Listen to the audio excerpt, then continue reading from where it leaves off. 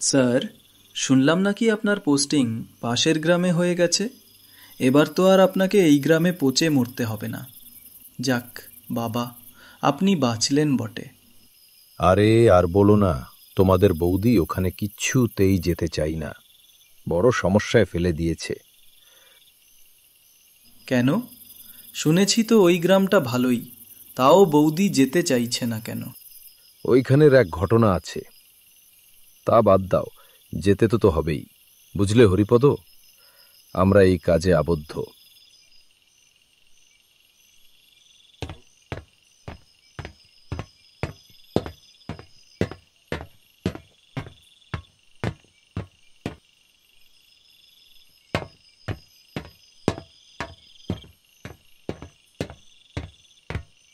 কি গো, ব্যাগপত্র গুছালে? এখনো রেগে আছো নাকি? আরে বাবা, আমি তো চেষ্টা করেছিলাম আমার পোস্টিংটা আটকানোর, কিন্তু... থাক, আর কিন্তু কিন্তু করতে হবে না, সব বুঝি। এইবার বলবে সরকার থেকে বলেছে যেতে তো হবেই। সব গুছিয়ে নিয়েছি। এই তো আমার লক্ষ্মী বউ, তবে কালকেই বেরিয়ে যাব।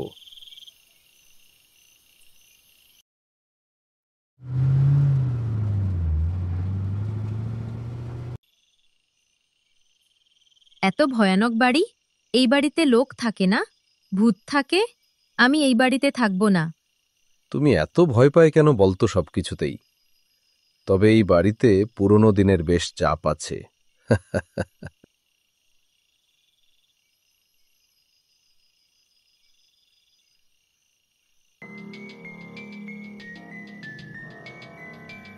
কে কে এইসব কি হচ্ছে?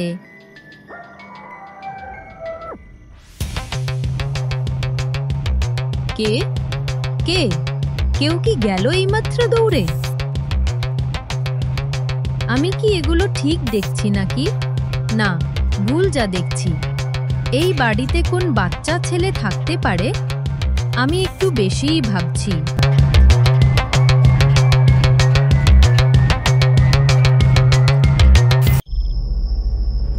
বলছি, শোনো না, এই বাড়িতে মনে হয় কেউ আছে। মনে হয় যেন কেউ আমাকে দেখছে। কেউ দৌড়ে চলে গেছে। আরে বাবা, তুমি এত কাজ করো আর সারাদিন একা থাকো, তাই তোমার এইসব মনে হচ্ছে। চলো ঘুমাও এইবার।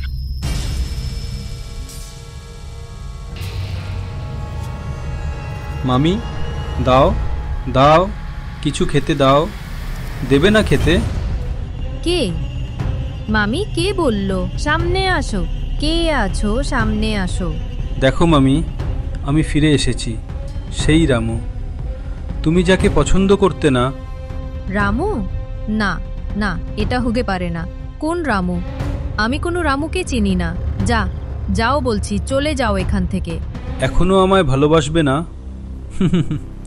মনে পড়ে আজ থেকে প্রায় 6 বছর আগেকার কথা। আর বল দিদি, কেমন আছিস? এখন কাজের চাপে আর আসা হয় না, এই টাইম পেলাম আজ, তাই এলাম। আর রামুর কি খবর? তুই তো সবই জানিস। তোর জামাইবাবু মারা যাওয়ার পর থেকে আমরা পুরো পথে এসে বসেছি। এই ছেলে, তাকে কি করে যে মানুষ করব কিচ্ছু জানি না। তুই বরং রামুকে আমার সাথে পাঠিয়ে দে আমার বাড়ি, সেখানেই থেকে ও পড়াশোনা করুক, আমরা 3 জনে মিলে থাকবো। মামা তাই? আমিও স্কুলে যাব, আমার পড়তে খুব ভালো লাগে, মামির সাথে থাকবো, কি মজা। কিন্তু আমার যে রামু ছাড়া আর কেউ নেই। ও চলে গেলে কি করে থাকবো আমি? না, রামুকে আমি আমার থেকে দূরে করব না। মা, শুধু তো 4-5 বছর, তারপর আমি বড় মানুষ হয়ে যাব, তখন তো তোমার কাছে থাকবো, আর মাঝে মাঝে তো আমি আসবো তোমার কাছে। যা, তবে আমি আর কি বলবো? তোমার মাথায় কি কোনো বুদ্ধি শুদ্ধি নেই? কেন, এইটাতে বুদ্ধিশুদ্ধির কি হলো? আজব তো, লোকের বাচ্চাকে আমরা মানুষ করতে যাব কেন? আমাদেরও কদিন পর বাচ্চা হবে, তখন... প্রথম কথা হলো, ওইটা কোনো লোকের বাচ্চা নয়, ওইটা আমার দিদির সন্তান। আর দ্বিতীয়ত, আমি মানুষ করব ওকে, তাই চুপ থাক। যখন চলে যাবে ও তখন বুঝবে। মামি, বলো না মামি, কি করতে হবে? আমি সব করে দেব। মায়ের সাহায্য করতাম, এইবার তুমি আমার দ্বিতীয় মা, আমি তোমার সাহায্য করে দেব। তোর মনে মনে যে এত কিছু, তা তো জানতাম না।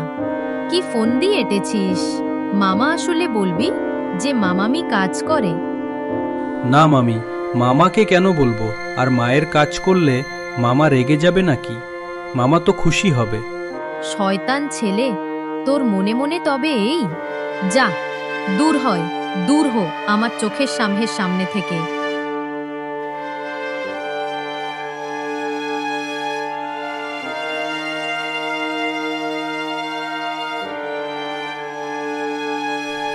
মামি, কিছু খাওয়ার আছে? খুব খিদে পেয়েছে আমার। হ্যাঁ, তোমার তো এই কাজ শুধু গান্ডে পিন্দে গেল। বাপটাকে খাইছিস, এইবার আমাদের টাকাগুলো খাচ্ছিস। বাপরে বাপ, জ্বালিয়ে পুড়িয়ে মারল।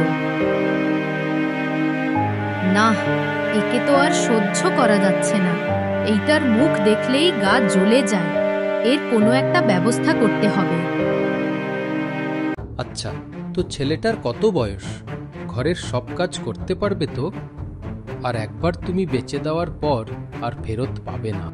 হ্যাঁ, ওই ছেলেকে আর ফেরত নেব না।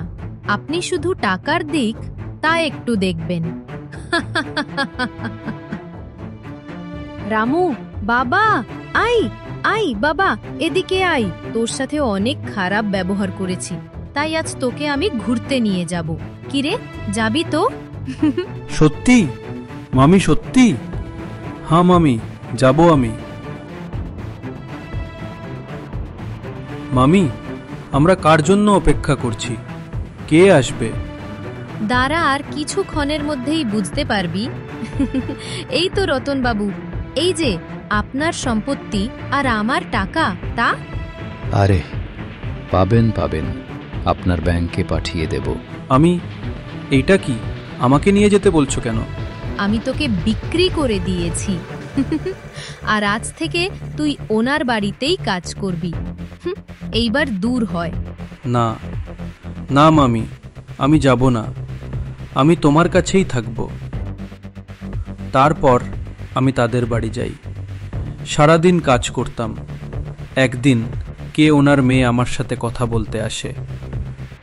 আচ্ছা, তোমার নাম কি গো? তুমি স্কুলে যাও না? আমার নাম রামু, আর স্কুল হয়তো আমার ভাগ্যে নেই। বাবু, আপনার মেয়েকে দেখলাম ওই চাকরটার সাথে কথা বলছে। কি এত বড় সাহস? ও আমার মায়ের সাথে কথা বলে? ওকে আজ আমি। তারপর আমি ওরা মেরে ফেলে, আর তারপর আমি ওকে মেরে ফেলি। আমি আমার প্রতিশোধ নিচ্ছি, আর তুমি আমার শেষ অপরাধী। তোমাকেও শেষ হতে হবে। আজ আমি সব জানতে পারলাম। ছি অঞ্জলি, তুমি এমন? রামু, আমি জানি তোমার সাথে খারাপ হয়েছে, কিন্তু ওকে শাস্তি আইন দেবে। আমি তোমার হয়ে ওকে শাস্তি দেব। নো, মামিকে আমি নিজের হাতেই মারব। রামু, দয়া করে আমায় ক্ষমা করে দাও। চুপ করো অঞ্জলি।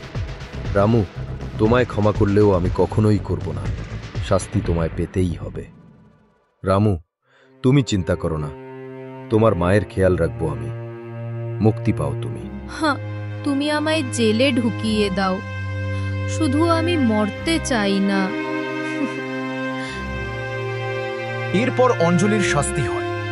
রামুকে দেওয়া কথা রাখে তার মামা, তার মায়ের দেখাশোনা করে, সাথে সাথে রামুর আত্মার শান্তি হয়। আপনাদের এই গল্পটা কেমন লাগলো অবশ্যই কমেন্টে জানাবেন, আর এমন গল্প পেতে চ্যানেলটাকে অবশ্যই সাবস্ক্রাইব করবেন।